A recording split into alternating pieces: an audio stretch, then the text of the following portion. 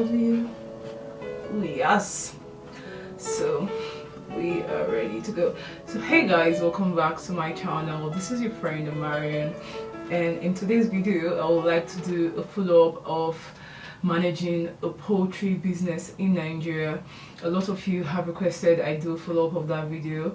I'm well aware that most of you that follow me on here follow me from my farming content, so right now you guys have a lot of questions about what happened to Canara Farm, where I am right now with the whole farming business. And for those of you that have not seen the other video about managing the poultry in Nigeria, I probably think you should see that first, because this is just a follow-up. I won't be saying some of the things I said in the other video in this one. So first of all, I would like to state that currently I am not managing Canara Farm. I'm kind of on a break from the whole farming business entirely, and I'll tell you why.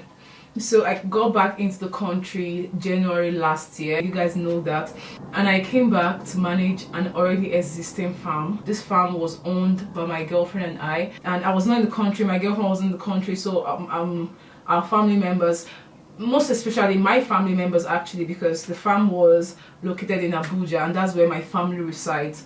So they were the closest to like the farm. They were in charge of almost everything, like recruiting workers, like giving me feedback on what needs to be done next, or what needs this or what needs that. So our family was just like in charge because we're not in the country. So after we both decided that okay, one of us should go back to the country and be there, because this is actually getting heavy, and if we really want to create a business or grow a business in Nigeria, then we have to make sacrifices.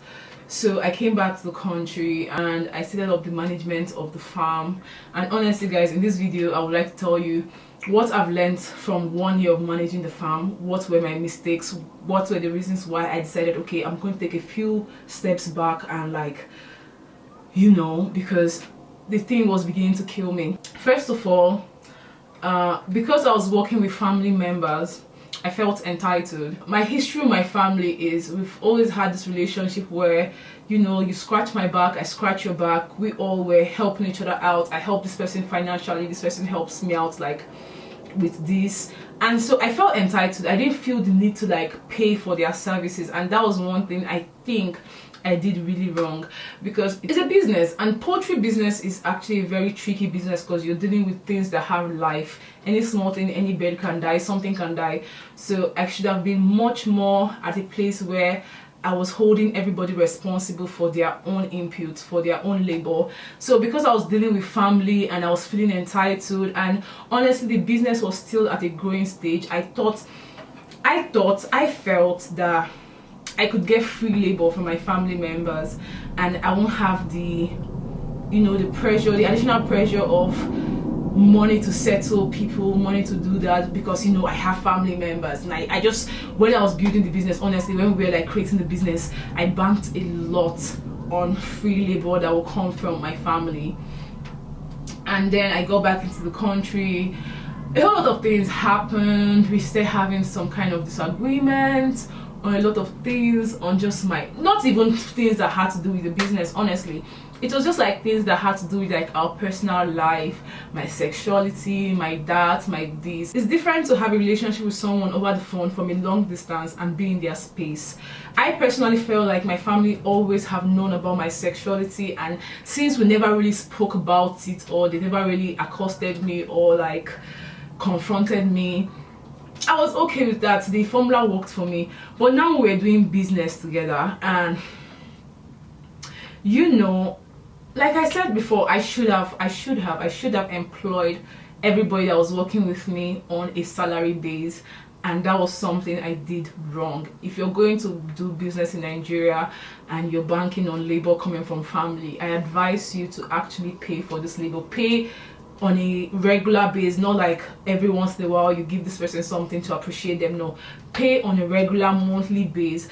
This way it makes the job that they are bringing in their responsibility, because you're paying for it, so it becomes a much more business setting. But I was working with people that they could get mad at me and not show up the next day, and since I was acting on favors, I had to tread on eggshells, and that didn't do me good, honestly. So after a while, what started happening was the workload became too much on me. Actually, it became so heavy. I started having a lot of back pains, and even to keep up with like the physical work, the physical lifestyle of poultry farming, I started drinking a lot. Like, I'm being honest with you guys, there were days when I'll be totally on alcohol. Like, I've not eaten all day, all I was just taking was just alcohol because I had a lot of worrying about it. Guys, you need to be in a business setting and maybe have like a few orders to make, a few runarounds to make. Sometimes I get so busy that I forget to eat, and then because I still need a certain kind of fuel to keep myself going,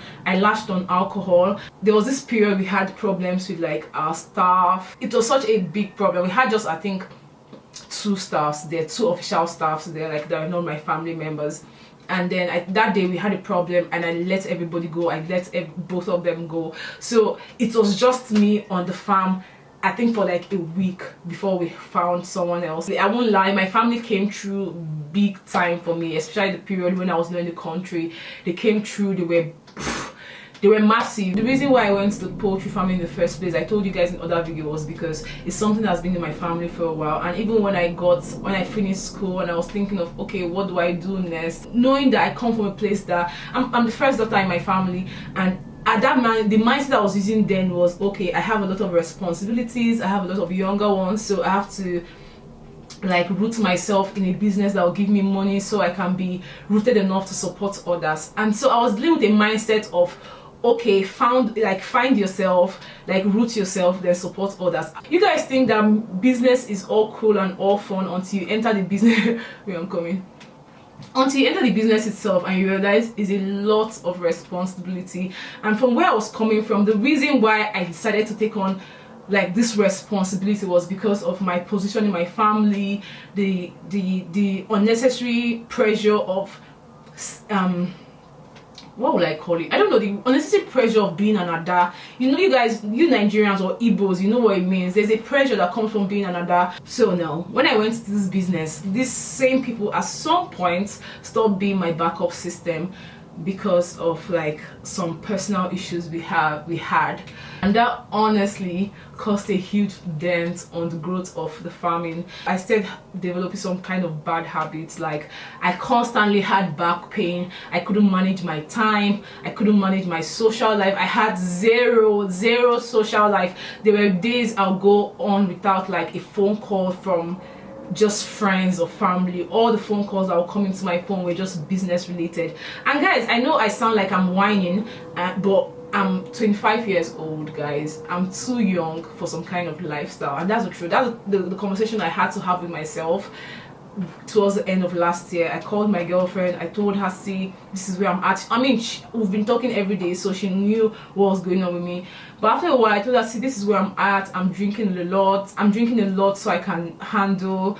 I'm having a lot of back pains. I can't concentrate most days.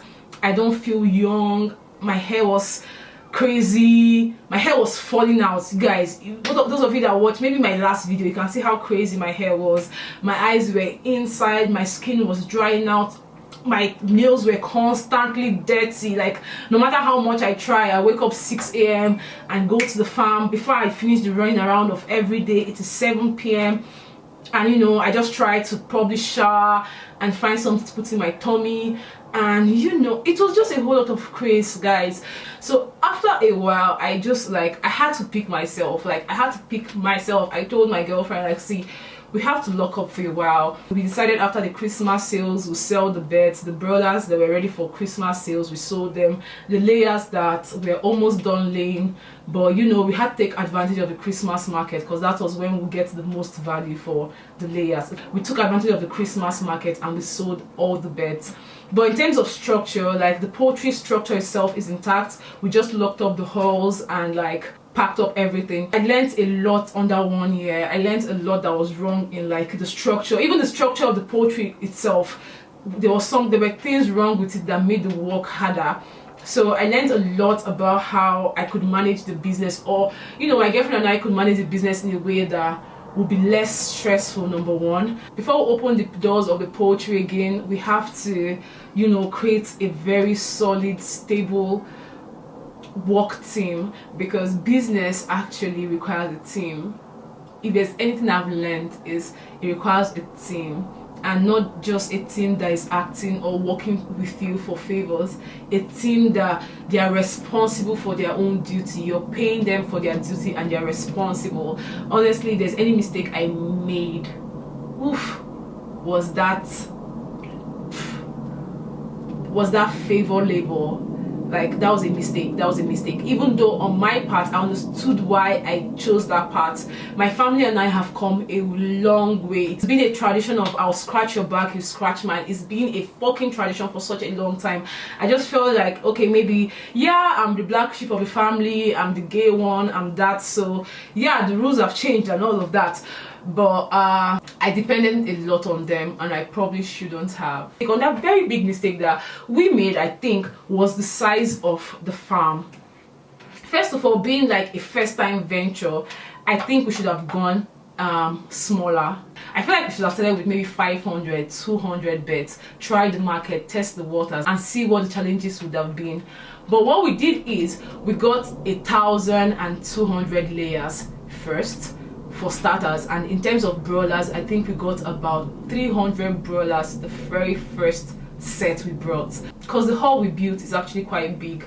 But even with that, we should have started small. My advice to people going into poultry farming is really, you don't know what the challenges are going to be, so start in an amount that is just for learning purposes. Your first year, your second year should probably be for learning purposes before you go all in. On the other hand, poultry farming itself has a lot of business, a lot of challenges in Nigeria.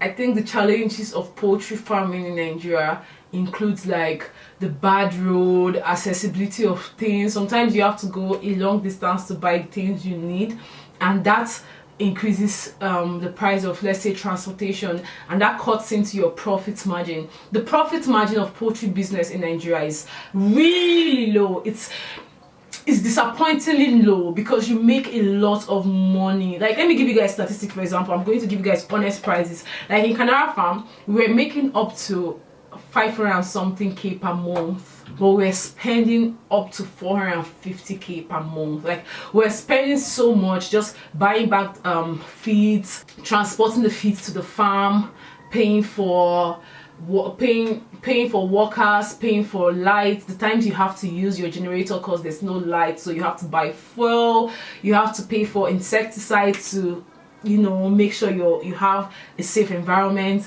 You have to pay for medications for the birds. Oh my fucking god, medications for the birds were the most expensive shit, because they can just be anything. They can be like a wave of a disease, and then you have to treat the entire birds for a certain thing that you did not foresee, and that will eat so much into your profits. So if we're talking numbers, the possibility of loss in poultry farming is actually quite common. It's rampant. Like, you hear a lot of people who say, oh, I brought in 200 birds and 150 died, only 50 remaining. The possibility of loss in poultry farming is very high. It's very high, and that's one thing. If you're going to poultry farming, you have to have in the back of your mind, it's not a program, it's not a computer program. You don't write the perfect program and say, okay, if I put in here, you bring in this one, if I put in that one, you bring in this one.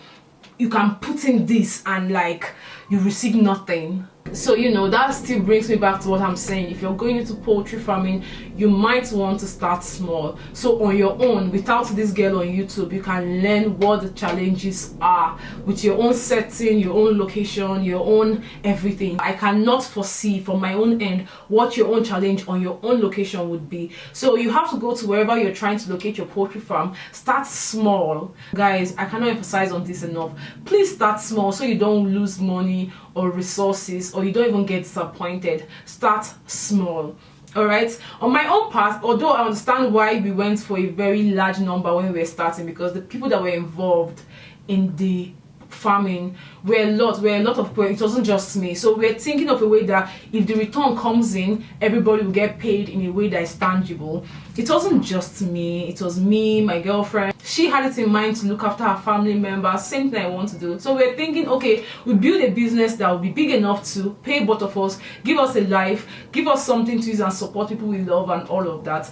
And so it decided to go big. and that was a mistake, because the business will not ask you what are your intention. Are you here for sentimental reason? Do you come here because you want to take care of your mom or your dad? The business will do what the business wants to do. That is business for you.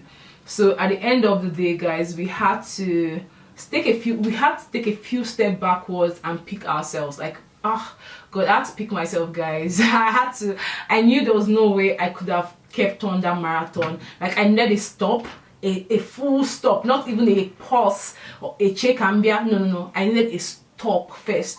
I needed to hear my own voices. Like, there was a point I couldn't hear myself, and you know, I thought, well, yeah, that's one of the things that come with managing a farm or managing a business. This is what comes with responsibility and growing up. But the thing is, guys, I've been working for such a long time. Also, in my university days, it was one level of hustle to another, one thing to another to make ends meet. I've never been like, oh, chilled and relaxed and not worry about money. So I've been working for a long ass time. I wasn't about to let myself go at 25. That's one of the reasons why I said, okay, you know what we're going to do? We're going to take a pause and we're going to rest. So your girl is resting. I went bald, I took off my entire hair. I just kind of rebirthed myself after I let go of the farm, and it's been nice. It's been actually very great. It's been great. Honestly, it's been great. I don't have any regrets about letting go of the farm when I did. It was a good run. It was a great run, actually. Canara Farm is a baby of mine. It's a baby of my girlfriend and I. It's a love baby. Knowing that it's something we both stayed in bed and came up with. I'm glad we made Canara we brought our Canara from our minds and we built it in like fiscal rhyme. But I'm glad that we're at a place that we can actually afford rest. So that's something I'm really grateful for. So yeah, this is where I would like to end this video right now. If you have more questions for me regarding the farm or regarding like my experience with farming in Nigeria, you can leave them in my comment section down below. If you like this video, please give me a thumbs up for encouragement and subscribe to my channel if you like me.